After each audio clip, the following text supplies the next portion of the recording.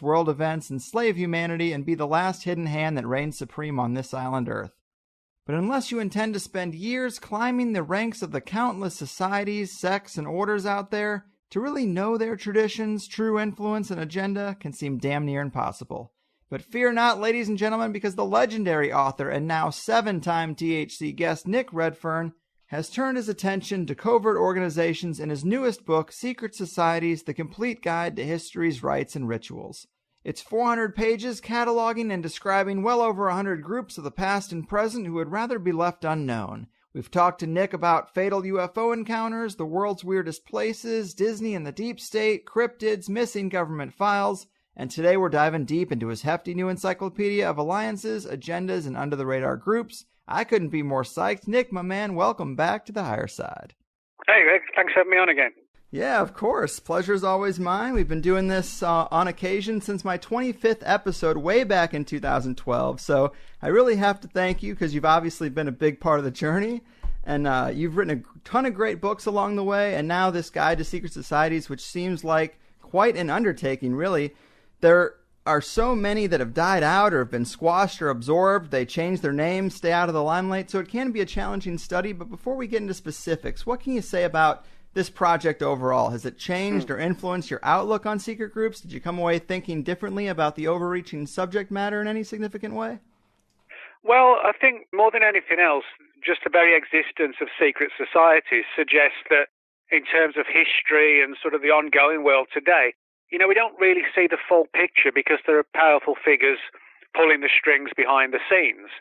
Now, other secret societies are sort of more obscure, where they don't have widespread power, so to speak. Other ones do.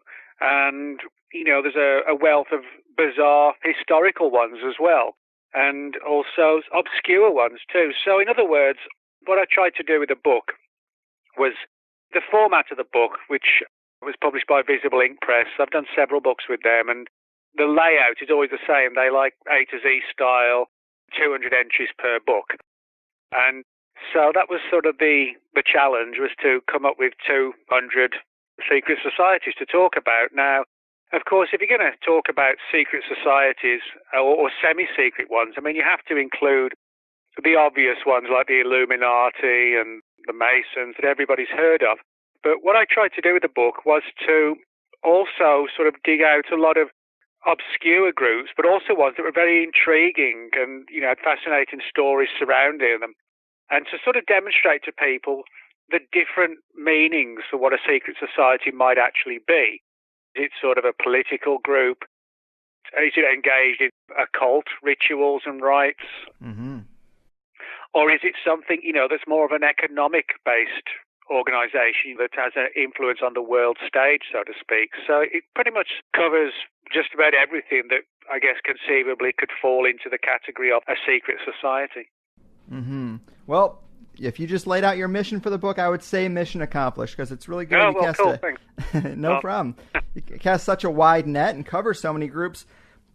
Let me ask you, how often do you find that a secret group at its core has some type of magical tradition, whether it's rituals to travel to the astral plane or alchemy or contacting entities or something along those lines? It seems to be one of the biggest catalysts for forming a secret group, with maybe racism coming in second.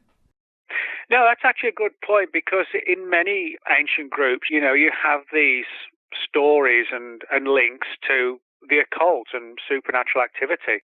Even if you look at like the Freemasons, one of the big influences is what's known as the so-called the Great Architect.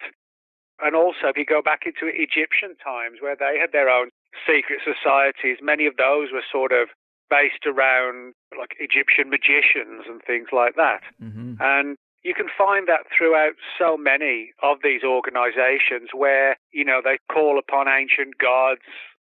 You have secret societies that are not just occult-based, but have a connection with sort of devil worship and things like that. And I think the main areas that secret societies seem to gravitate to: power, influence, money, and the ability to control and lead, so to speak, and manipulate. And I think that probably says as much about not just the group, but the people who are drawn to them, people who have that sort of lust for power and influence, even if it's behind the scenes in a secret way rather than like an overt, open way. No doubt. And like I had mentioned, we've talked for many hours about many things at this point, and one slice of the weird pie you've written about and talked about extensively elsewhere is the Collins elite.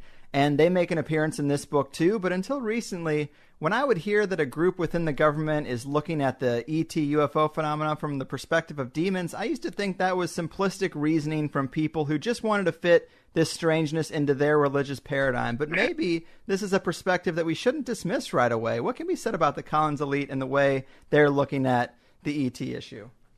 Well, yeah, the Collins elite is a book that I first wrote about 7 years ago in 2010 in a book called Final Events. And it was a story that I was put onto by a guy named Ray Beauchet. Ray lives in Lincoln, Nebraska, and his background's interesting. He's a priest, but he was in the 80s. He ran the MUFON chapter in Nebraska, the Mutual UFO Network. And he was approached in the early 90s by a number of people working on this program in the Department of Defense, which was essentially trying to resolve the UFO issue and even contact these, alien entities, predominantly by something like remote viewing, like mind-to-mind contact. And the more that the group got involved in it, the more they came to believe they were dealing with something that wasn't extraterrestrial, but something that was quite literally demonic. That's how they came to perceive it. Now, by their own admission, this was their belief system. It wasn't something that was born out of hard, provable fact. It was their suspicions and their connections and linkages and putting all these different things together. But what began as a think tank within the government became more of like a secret society where they had not just intelligence-based people on the program. After a while, they were inviting into the fold priests, demonologists, people who were sort of well-versed and learned in ancient manuscripts on demonology and things like this. And they had all sorts of people on board. And it really did become sort of a study of the occult to try and understand the nature of the UFO phenomenon, but also having experts in the field of like the history of people like Aleister Crowley and Jack Parsons, who was one of Crowley's more famous disciples, so to speak. And so, in other words, you had this group which was fluid and a bit flexible in terms of its membership and how it operated. But, imagine going into this room where you have a demonologist sat next to an intelligence agent.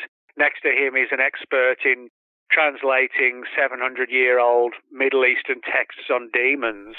And then somebody else who was an expert on Ouija boards and how to summon up supernatural entities, sometimes which required the need for certain rituals to be undertaken. Then you can see how it was transformed from something like the equivalent of Project Blue Book, a UFO program, to where it became a definitive secret society, really. Yeah, I just think that is such an interesting perspective, really. And I guess another organization that comes up in this book is STAC, which is another group kind of associated with this in this vein, right? Yeah, and one of the interesting things is that I was never really sure what it stood for, STAC. I speculated in doing research that maybe it was something like science and technology and something else, Mm-hmm. And because of what they're involved in, it could have been something like science, technology, and Christianity, but I don't know. I'm speculating or guessing there.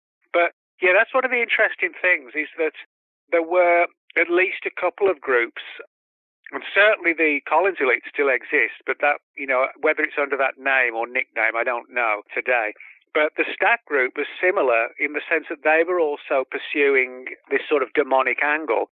And there may well have been a third group as well. And we know for sure that there was a group in the late 60s created by the CIA called Operation Often. And this particular group also was heavily involved in trying to weaponize the occult. And I think when you start going down that path of doing like Faustian pacts, you know what I mean? It can never end up well. But nevertheless, you had all these different groups, and they were all trying to understand the nature of supernatural phenomena, crossing over with demonic activity, and recklessly thinking, can we harness this and weaponize it? Almost like, can we control demons, and have them do our bidding, that sort of thing, which, whether people believe in demons or they think they're supernatural entities that can be explained by science, the different theories.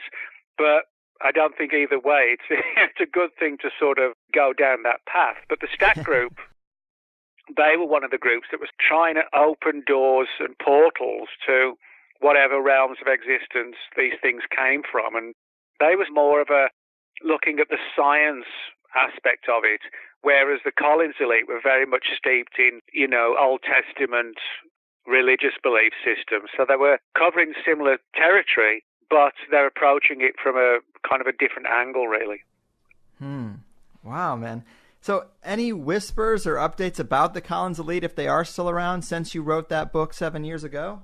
Yeah, well, what happened was that, one of the things I pointed out early on in the book is that the people I spoke to from the group, and I only spoke to about 9, 10, 11, 12 of the members, some of them were retired, and I truthfully don't know how many people at any given time were in the group, but from some of the things that people said, any time, it probably was up to about 30 or 40.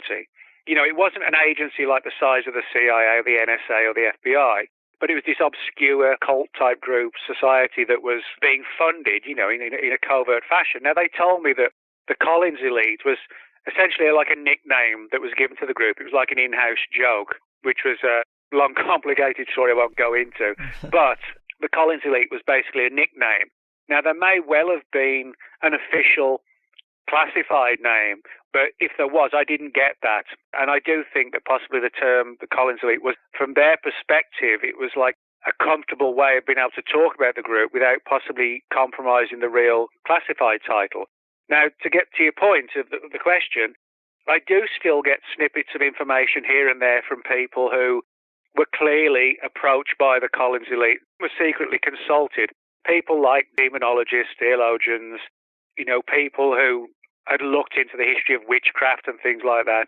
And I've got several people who, since the book came out, said words to the effect of, I was approached back in 1981 or wherever by this strange group of people from government, and they wanted me to decipher and translate and relate to them this 14th century manuscript they got their hands on.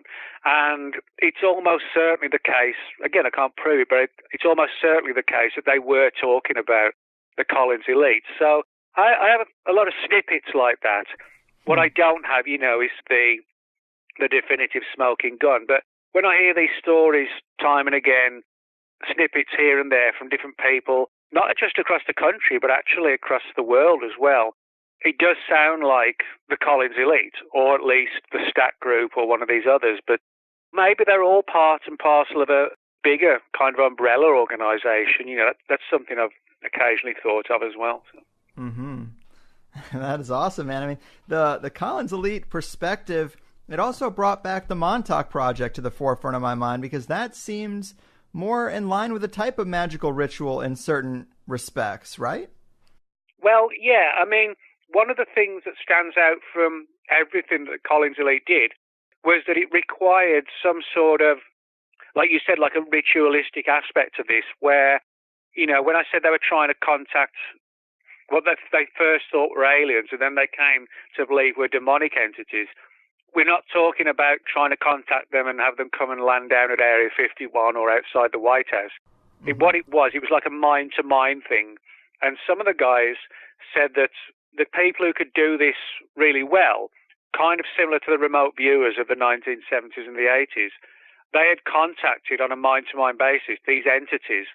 And initially they thought they were, as I said, aliens. And then the more they got into it, people in the project started to fall sick. Some of them died. There was sort of weird runs of bad luck and like some sort of negative backlash, like a dark cloud descended on the program. And when it worked, when these contacts worked, and even though it went down sort of a negative path, the reason was because, to get back again to your point, is that they were performing rituals or getting themselves into altered states of mind and trying to summon these things and invoke them. So there was that ritualistic, altered state type situation that you find in many secret societies. If you look at South America, Africa, Central America, where you have again, these ritualistic activities where you have the local shaman in the village, gets into an altered state of mind and communes with higher entities. That's basically what they were doing with the Collins elite in the intelligence agencies. They had people who could get into altered states of mind, whether through hallucinogenics or chemical stimulation, and they would try and use ancient rituals to invoke these things through.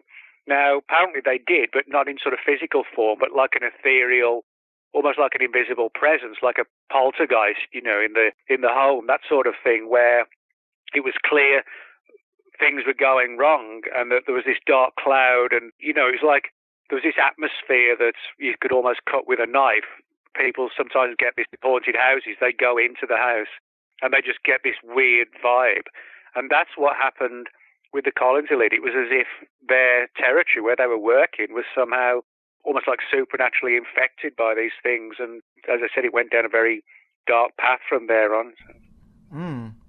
Yeah, man. And then the Montauk Project has some similar elements in that it seemed to be heavily based on consciousness studies to a degree, or consciousness experiments. And people talk about things coming through portals, and I used to think about that in a very physical way. But now I looked at some more Montauk Project literature, and they talk about creating Bigfoot-like tulpas, which, is like a spiritual entity. So I'm thinking, wow, and you mentioned Jack Parsons and Aleister Crowley earlier, the connections between ritual magic of an ancient type and modern science. It seems these people seem to be fairly linked, or at least have interlocking interests that aren't quite apparent on the surface.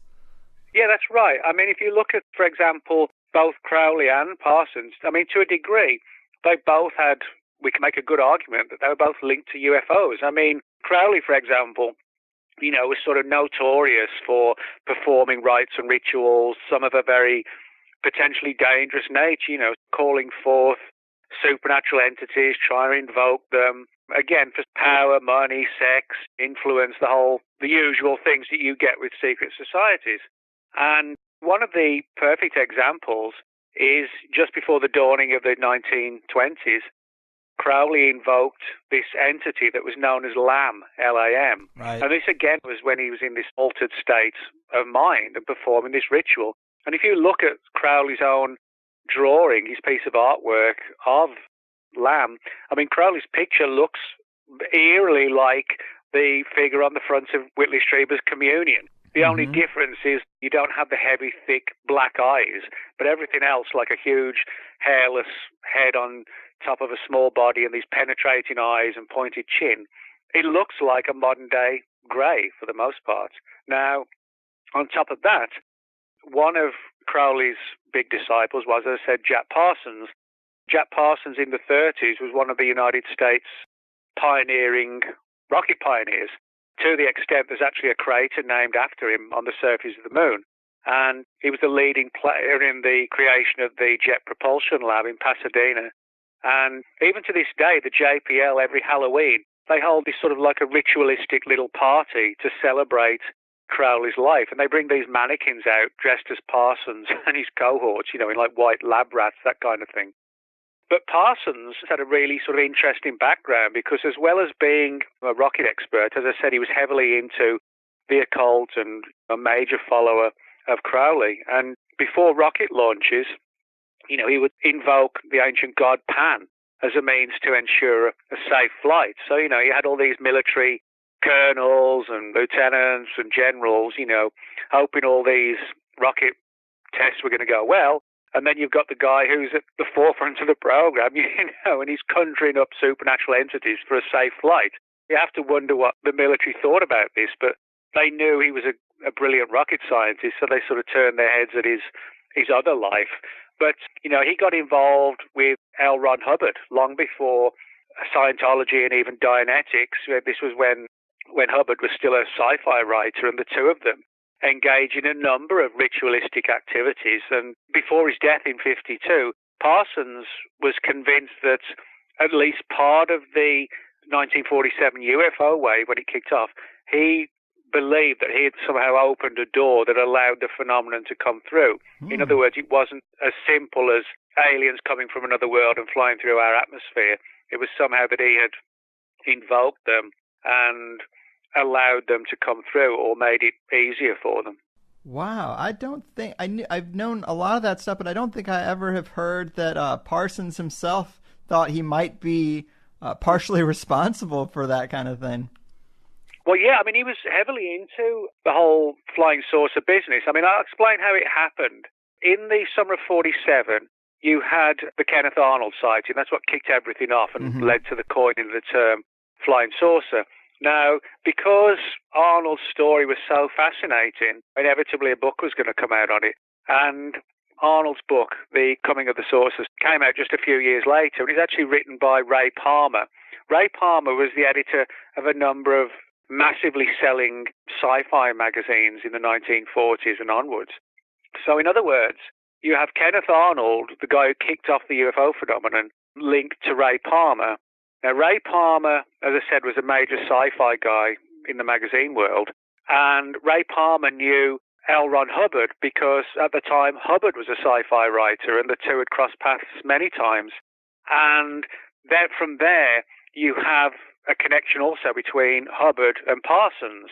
And there are rumours, and they are rumours, but it wouldn't surprise if they're not true, that at some point all these people met together. So you even had Arnold, you had Palmer, you had Hubbard, and you had Parsons in the same room chatting about all of this.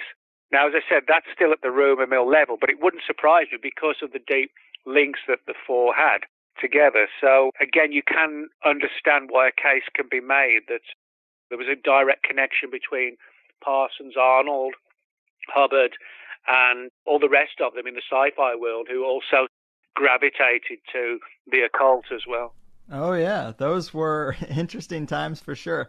And kind of along this line of thinking with aliens and demons, you read about the Loch Ness dragon cult, which I'd never heard of before. But if we're going to look at the possibility of aliens being related to magical workings, could this be true for the Loch Ness Monster as well?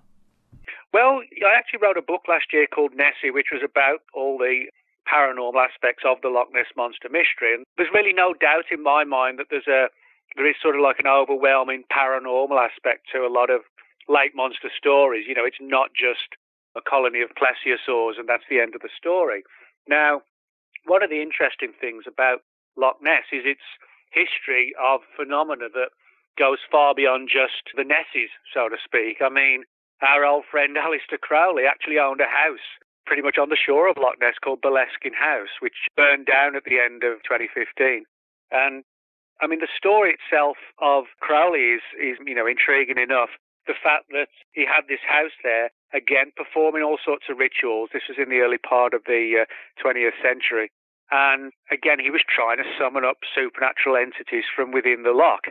And people who visited Boleskine House said it had this weird atmosphere and people just got a horrible vibe and just felt creeped out by it. And certainly two following owners of the Boleskine House actually committed suicide, one inside the house in the early 1960s and the other one, who was a famous British actor named George Sanders, he committed suicide in the early 70s, both of them having owned Boleskine House. So, there was a weird vibe there. So we also have a lot of UFO sightings at Loch Ness and paranormal activity. But as far as this particular dragon cult's concerned, again, it's a very weird story, and it relates to events that began in the late 1960s and may well have gone on for potentially years after that. But what happened was that in the summer of 1969, a trio of American tourists were up at Loch Ness. They actually weren't there to look for Nessie, although, you're not going to go to Loch Ness and not try and find Nessie, But their main interest was actually Aleister Crowley. They wanted to see Boleskine House. Now, right next to where Boleskine House used to stand, there's an old cemetery which goes back years, well, centuries actually, and it has a history attached to it of witchcraft and witch covens and rumours of sacrifice and all sorts of things going on there. And these three tourists were walking around the cemetery and they found what looked like some sort of carefully folded piece of cloth. And when they opened it up, it was actually like a tapestry, about 4 feet by about 5 feet, and it was wrapped around a large seashell. And the writing on it, they didn't know it at the time, but it was soon deciphered. It turned out to be Turkish, and one of the words translated as serpent. Now, it so happens that stories of lake monsters in Turkey are quite prevalent. The most famous one relates to a place called Lake Van, where, like Nessie, Lake Van has a tradition of a lake monster. And there were a lot of other ritualistic imagery embedded on this tapestry. Now, this particular piece of tapestry was shown to a well-known Loch Ness Monster seeker of that particular time in the late 60s named Ted Holliday. Ted Holliday started going to Loch Ness in the early 60s, and he began by thinking that he was dealing with like a colony of unknown animals, just creatures that science hadn't found yet or even classified. But the more that he dug into it, the more he began to experience like weird synchronicities, and kind of like the Collins elite, just strange stuff would overtake him. And there was like this unsettling atmosphere. And he was shown this tapestry and began to dig into this story even further, and heard whispers and rumours locally that this dragon cult had actually been there for years, possibly decades, maybe even longer, and that in a catastrophic mistake, one of the members had mistakenly left that tapestry where it was after performing rituals the previous night, because it was the following morning when the tapestry was found. So Ted Holliday began looking into this more and more, and came to hear a lot of disturbing stories, like sacrifices not of animals but of people. And he started looking into stories of, how many people in Scotland go missing every year, that kind of thing. So he's really digging deep into this issue. And the more he dug into it, the more that Ted Holliday came to believe the Loch Ness Monsters were something supernatural, not flesh and blood animals that zoology hadn't found or whatever. And he started to have weird experiences then, and it culminated in 1973 when he had an encounter right on the shores of Loch Ness with nothing less than like a full-blown man in black. And the following year, the exact same spot, he had a serious heart attack, which he perceived as like a warning, to stay away. And he actually didn't. And he died young. He died at 59 from another heart attack. So, some people suggest that all of this came back on him, really, that he didn't walk away from it. So the rituals, this secret dragon cult, the atmosphere that was already created by Crowley, some people think it was ripe for, basically, for Holiday, to sort of be on a doomsday trip almost. Damn, that is provocative stuff. I love it. I also remember we talked about Mac Toney's and his idea of crypto-terrestrials, that these physical aliens could be more closely tied to the Earth than just some convoy passing through from another galaxy, perhaps an ancient race living inside the Earth. And when you add the magical or spirit realm element to that, I think the case that these things sit closer to home gets pretty strong. It does, really. I mean, you can look at a lot of these things where, it was like me when I first got into all this stuff as a kid. Everything's black and white, as most things are when you're a kid. You don't think too much about the feasibility of this or that. It's like Santa Claus. Mm-hmm. You don't question, well, of course he exists. He comes down the chimney every Christmas Eve. And for any little kids who might be listening, yes, he really does. But, yeah, I mean, it's one of these situations where when you look into these kind of things, and it is all black and white to start with, but then the more you look into it, you find, well, hang on, this doesn't seem really logical, and this seems more feasible, that we are dealing with like a homegrown thing. My view is that a lot of the phenomenon is not extraterrestrial in the sense it's coming from multiple star systems, multiple light years away, but perhaps something that's more coexists with us, like multidimensional. It's still alien in one sense, but not extraterrestrial alien. It's sort of coexisting alien. Now, Mac's stuff was interesting, and still is interesting. The idea that there could be surviving pockets of, not us, the human race, but something very similar to Homo sapiens, and that when we started to infest the planet even more, that they decided to move underground, and that they only surface from time to time, and that perhaps they created the alien UFO myth as a means, if they were seen, nobody would ever guess what they really were, because we were so swamped with the UFO meme and the alien meme. So in other words, they were like a stealthy, hidden society deep below the planet that only surfaces from time to time, but who were very skillful and adept at camouflage and subterfuge and making sure that we never really got on the trail of who and what they really are. And so they put out these conflicting stories. We come from Mars, we come from Venus, we come from Zeta Reticuli, and keep us guessing, only because they knew they weren't supermen, and they knew they were going to be seen from time to time. So the idea of a secret society of semi-humans might explain something else I talk about in the book, and that's the Men in Black mystery, which also has like a secret society, an atmosphere to it. Mm-hmm. The idea of these creepy-looking guys silencing people who've seen UFOs. But again, the witnesses describe them as not looking entirely human. They're sort of very pale. Their eyes are often described as larger and starey. They don't really seem to understand our mannerisms and customs. But, they look enough like humans where you would pass them in the street, perhaps, and not look. But if you look really close, you would see a lot of odd angles, that don't make them not look like us. So in that sense, perhaps the Men in Black could be crypto-terrestrials.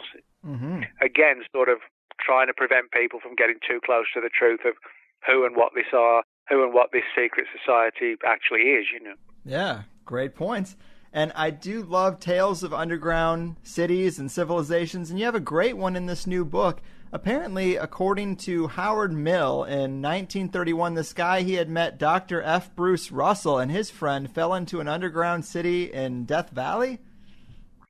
Yeah, there's actually a number of stories coming out of Death Valley. I mean, I could have made that section way longer, but I was limited, to 150,000 words and 200 entries, and the publisher would have gone crazy if I'd have turned in like a 200,000 word book. But yeah, I mean, the stories coming out of Death Valley collectively go back to the early 1920s and through to the latter part of the 30s and slightly into the early 40s. And they're all very similar, where you have people like explorers, Indiana Jones types, prospectors, things like that, people looking for gold and precious items, claim to have found ways into underground facilities. That sounds quite sophisticated, but who've either fell into or discovered old tunnels, caverns, some that may have been carved out, some may have been natural caverns that over time have been sort of carefully hidden. They've just got small entrances and exits, and that you wouldn't really know where they were if they were sort of carefully concealed. But the stories typically relate how these various prospectors and archaeologists and adventurers and explorers made their way deep down under the ground. We could be talking like a mile, half a mile, more than that maybe, and coming across what looked like the remnants of ancient societies. Now, of course, if that's true, the idea that there could be deep under the California deserts, the equivalent of, as some of them described, almost as like Greek architecture and Roman architecture, temples, pillars and statues and massive ancient rooms. If that's true, then it would massively alter the history of the United States. The idea that there was some sort of super race that existed way before us. But there are a number of rumors that some of the people who made their way into these caverns and caves in a very really weird and eerie and creepy way, they found themselves being followed and watched very often late at night by these people that, with hindsight, again, kind of sound like the Men in Black, where they would wear these pulled-down hats and come out at night and you wouldn't be able to see them too well. But these people were being followed, and occasionally they would cross paths with these people who would then glare at them, as if to say, we know what you're doing and stop, don't come back to our realm. And in some cases, it was like, a literal threat. It was, whatever you know, just stop right now. Nothing else will happen to you. So, you got a lot of weird stories about these people looking into these underground areas and then finding themselves, looking out the window late at night, and there's these three shadowy figures or whatever looking up at the window as if just trying to intimidate them, kind of saying, we know what you saw, leave it alone, that kind of thing. That's great. Love it. Yeah. Of course, Antarctica has been the topic of much speculation kind of in this realm, and I'm not sure if you've been seeing this crazy list of people who are going down there for some reason, but just in the past few months, John Kerry went down there as Secretary of State, as well as this Russian Orthodox Patriarch of Moscow, this Kirill III, and also Buzz Aldrin. And it really does seem like the possibility is they might have found something that a privileged few are being invited to see, religious, political, and space elite. Well, yeah, I mean, it's interesting because a lot of those themes, science, technology, religion, history, secret places, secret groups, all of those are sort of staple parts of secret societies, whether they were an official secret group or not. Yeah. But yeah, I mean, there are a lot of weird stories coming out of Antarctica, and there has been for decades. There's long been these rumours that deep below the ice, before that part of the planet was covered in ice, there may well have been just regular land masses. And so if that was the case, then even if there were massive ice flows came over and just overwhelmed the landscape, as it would now if there was like an ice age, but you might find that 10,000 years after the ice age and the ice is still there, 300 feet down, you've still got the remnants and the rubble of what was once New York or LA or wherever. But it's such an impenetrable kind of landscape that no one would ever know. So I do sometimes wonder if that might be the case with things like Antarctica. I'm not really a big fan of the idea, that there are these gigantic alien bases deep below Antarctica. But what I do think is possible is, like I said, that before we've had the successive ice ages, that maybe that area was regular territory, just normal environment, and it was overwhelmed by ice, and maybe that might explain, if something had been found, that would make sense if there are remnants of that earlier civilization still in that particular area. Mm-hmm. I mean, human history is a lot longer and stranger than we've been told, it seems. I mean, the evidence seems to suggest that. And Antarctica is the 5th largest continent. You'd expect there to be something interesting worth digging up. I've heard some people suggest that maybe even Atlantis was a city on Antarctica, and that this whole continent, I mean, it is technically underwater, so maybe there is something to that. Yeah, I mean, it wouldn't surprise me because, like I said, if you imagine the people talked about another ice age and how some of the early ones seem to have happened almost inexplicably quickly, if there was a sudden alteration in the atmosphere or the environment.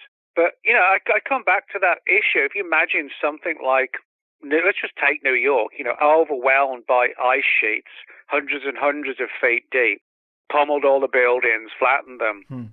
People died, the buildings over time just became so degraded, turned to rubble.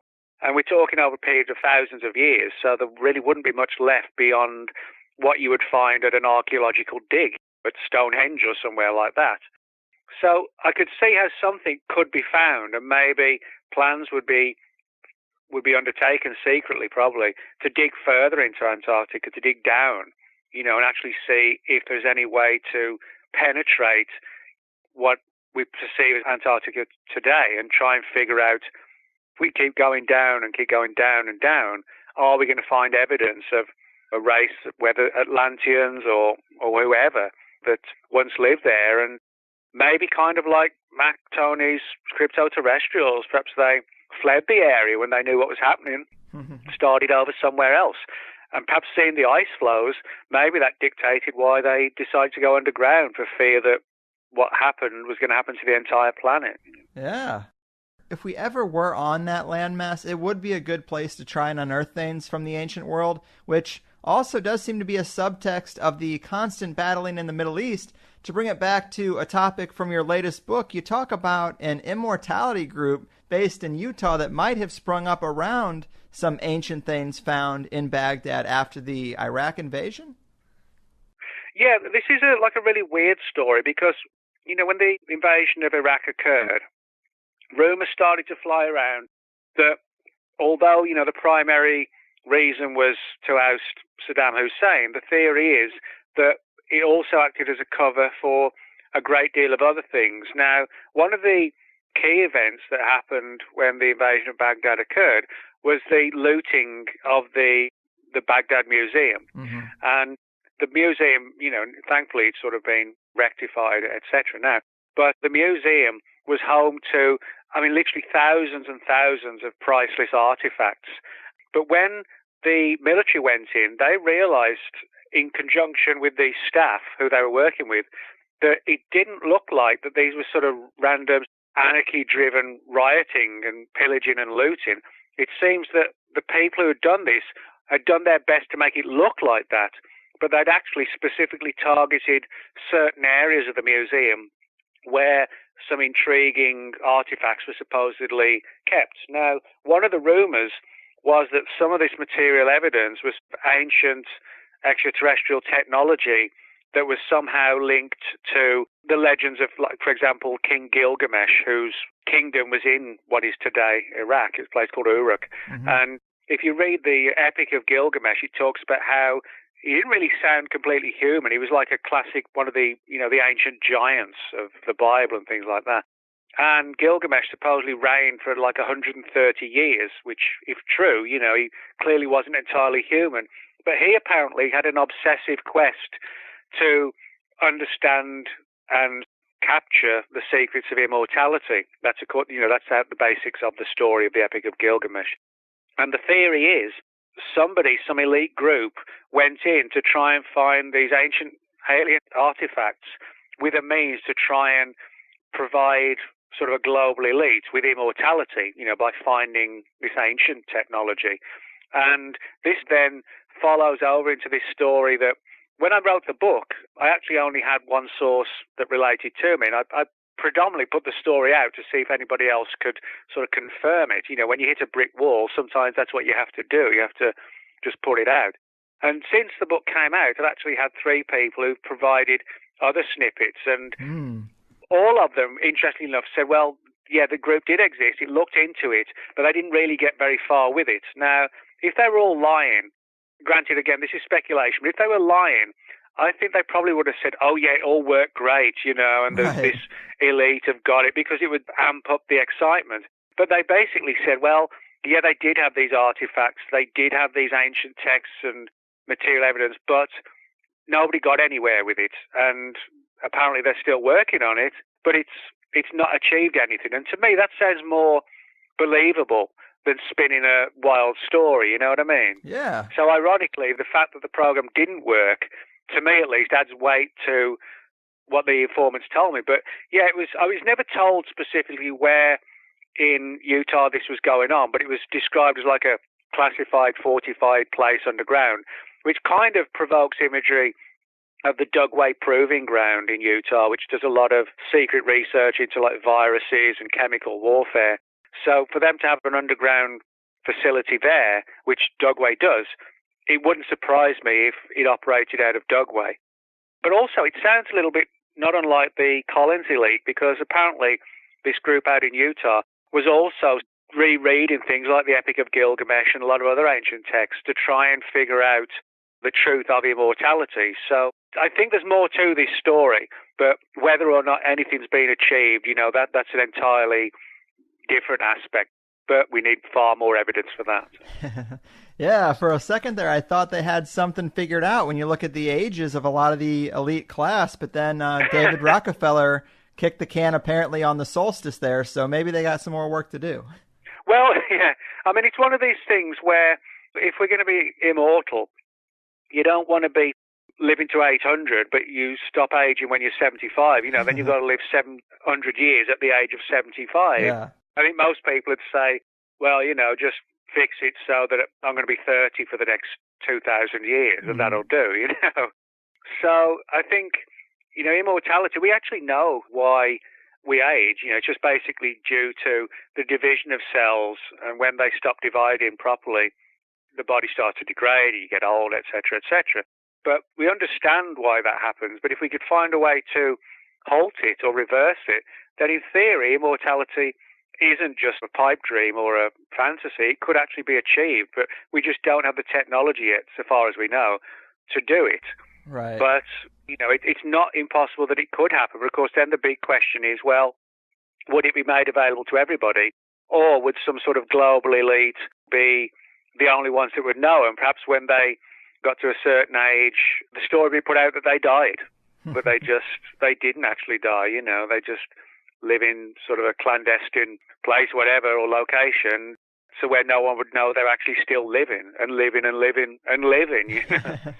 Yeah, well, I mean, that is some of the conspiratorial speculation around David Rockefeller's death, because it was announced on that solstice, which is a kind of a ritualistic date. But, you're right about that. You want a young vessel. I don't think he's doing cartwheels down there or anything. No. Oh, man. So another thing I want to ask you about is uncracked codes. This Cicada 3301 saga in particular, pretty interesting story. I've talked about it a little bit before, but what can you tell us about that? This is one of these situations where we find a secret society, or is it a secret society, where we're sort of so baffled by the existence of it, but it does exist.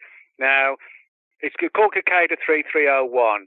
And basically what's happened is that between 2012 and 2016, these strange puzzles have been placed online, and people have been encouraged to essentially try and crack these codes.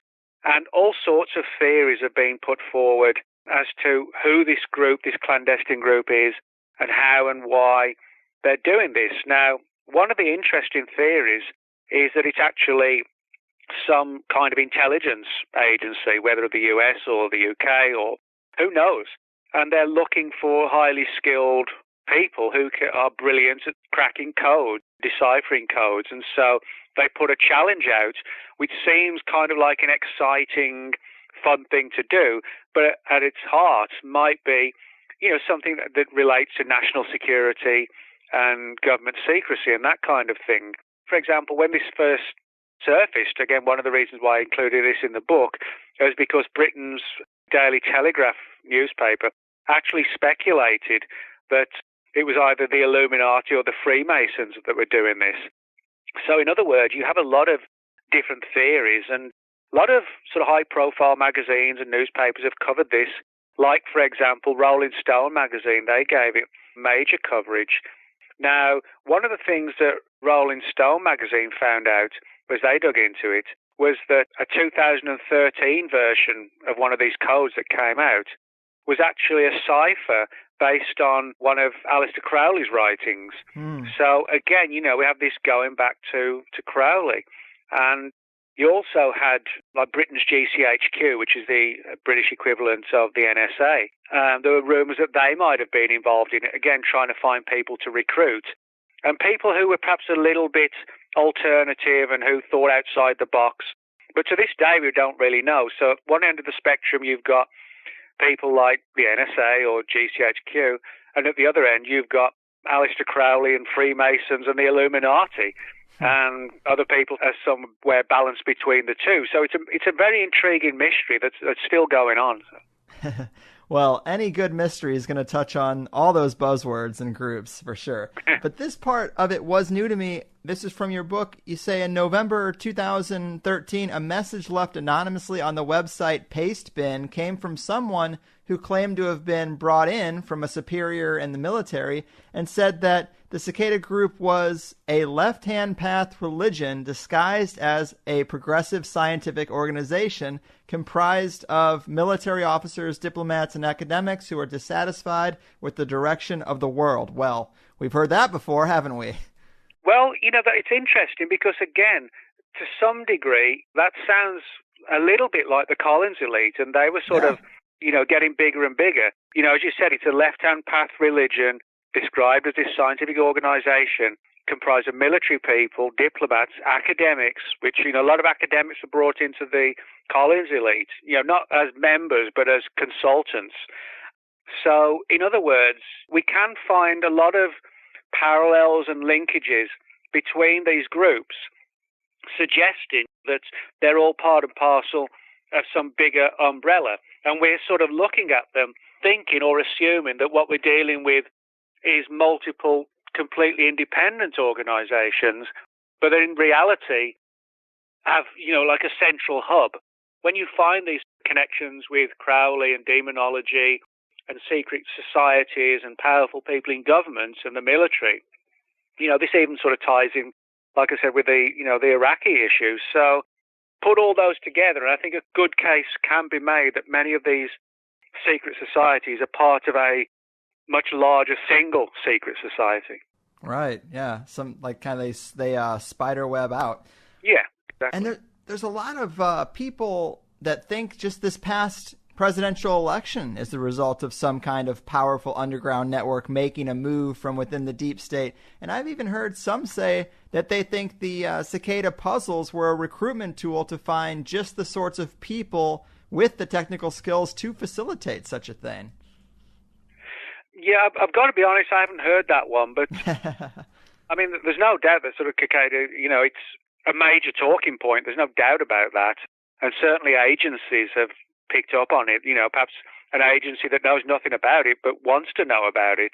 And I think that's one of the things that certainly politics demonstrates to us, that the left and the right hand don't always know what each other are doing, and there are secret little cliques within political parties, and somebody's working for somebody else, and it gets really complicated, I mean, you only have to look at the Russia thing right now to see that's not necessarily anything to do with secret societies, obviously, but you can just see how it becomes so complicated and just filled with intrigue because people just don't really know what's going on.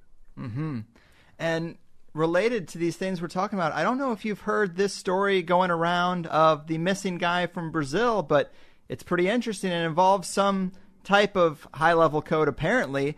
This guy, after keeping his room locked for a month, Bruno Borges had disappeared and left in it a fully encrypted language and symbols all over the walls, along with 14 handwritten books that were also encrypted, and a statue of Giordano Bruno, Italian philosopher, worth about $2,500. The books apparently were impeccable in symmetry and alignment, and his family knew nothing about the statue. He was alone when it was delivered. It stands on a symbol that apparently resembles an alchemist transmutation circle.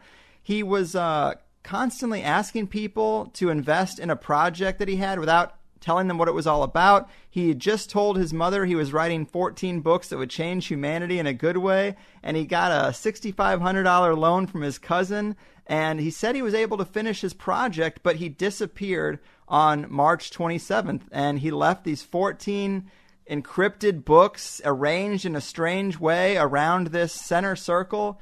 Very odd. Yeah, actually, I did see that. And you've got a couple of stories like that, almost identical. One that springs to mind was a guy named Wilbur Wilkinson. In 1953, Wilbur Wilkinson, a friend of his named Carl Hunrath, they rented an aircraft from a small airstrip in Southern California, took to the skies because they were supposedly going to meet some very human-looking aliens in the California desert. And this was very much like the whole contactee movement of the 50s, going out to desert locations and meeting these long-haired space brothers as they were known. And reportedly, Hunrath and Wilkinson had been contacting these aliens, kind of like the Collins elite in sort of a mind-to-mind fashion. And supposedly they channeled down that, we want to meet you in the desert. Well, they hired this aircraft, took to the skies, and were never seen again. The plane was never found. Hunrath and Wilkinson were never found.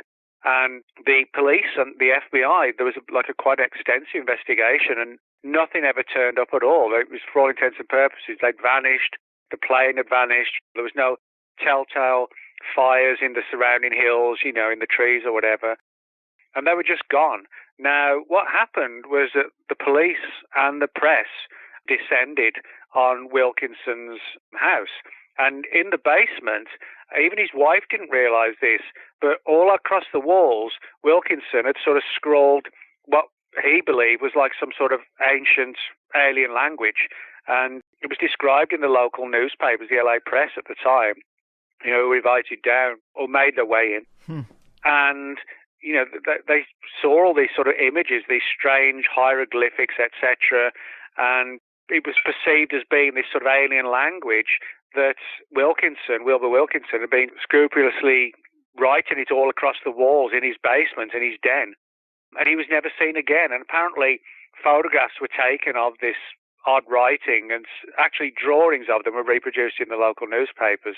But I actually haven't seen the photographs, but apparently some were taken. So his story, in some respects, is actually quite close to this breaking one as well. Amen. Well, Nick, that about does it for us. Another great book written, another great podcast recorded. Again, I really appreciate it, man. Let the people know what you got going on and where they can get more Redfern in their diet. Alrighty. Well, I'll be speaking at a conference in Kent, Ohio, called the Kent, Ohio Paranormal Weekend on the last weekend of April. And I'll be speaking about all my research into the Men in Black at that one. And people can reach me at my blog, which is titled Nick Redfern's World of Whatever. So if you just type that into a search engine, that you'll find it'll come up as the first entry. People can reach me at Twitter, Nick Redfern UFO, or also at Facebook. There's a bunch of Nick Redferns, but if you scroll down, you'll see me. And I'm always happy to chat with people. If they've got any questions, want to share stories, or want advice on anything, just let me know. And, if I can answer it, I will. Awesome. Well, you are the man, Nick. Until next time, keep doing what you do. All right. Thanks a lot, Greg. You got it. And boom goes that dynamite, people. Nick Redfern doing what he does best, bringing the weird. He is such a beast when it comes to cranking out books. I always enjoy them. And like I mentioned, Nick has been doing shows with me since the beginning, so I really got to thank him. It's been quite a ride. If you are in the Midwest, it's not often there's a badass event to go to, believe me, I know. So if you are free this weekend, go see Nick at the Kent, Ohio Paranormal Weekend. Tell him I said what's up. But I thought this was a good one. I'm glad we got to talk about the Collins Elite Saga, something I'm looking at with new eyes. Cicada 3301. Glad that got back in the mix. Of course, I got to give a shout out as well to my main man, Kyle, who actually brought up that Cicada recruitment theory on the last Q&A that I did for Plus members. That is why I kind of laughed when Nick said he hadn't heard of it, because I was not surprised. It's just something a buddy of mine came up with, but I thought it was really interesting. And that story about the guy in Brazil is super weird too, right? What the hell? It's like the guy opened a dimensional doorway and never made it back. I'm also really getting into this explanation of magic for everything. I do realize this. Aliens are magic. The Montauk Project was magic. Roswell was magic. The Loch Ness Monster was magic. I would understand if that's getting annoying to some of you, but that's kind of where I lean these days. And we've talked about the Loch Ness Monster and Bigfoot being some kind of paranormal, interdimensional thing, so it's not really that different. But I suppose we're just considering the roles of human consciousness or ritual involvement in these things now. I definitely don't want to obsess over a single narrative, but this is the one I find offered up the least in conspiracy media, and I think it also has the most merit. If you're really going to get into stories like the Nine or the channelings with John Dee and these things that people have seen during intense ritual, well, the doors are wide open to what's possible. But we are a show of multiple perspectives, and I do leave space aliens on the table in an age where, I gotta say, a lot of people aren't even leaving space on the table. Yes, I think NASA tells a lot of lies and uses a lot of CGI, but I don't know if that means space itself is fake.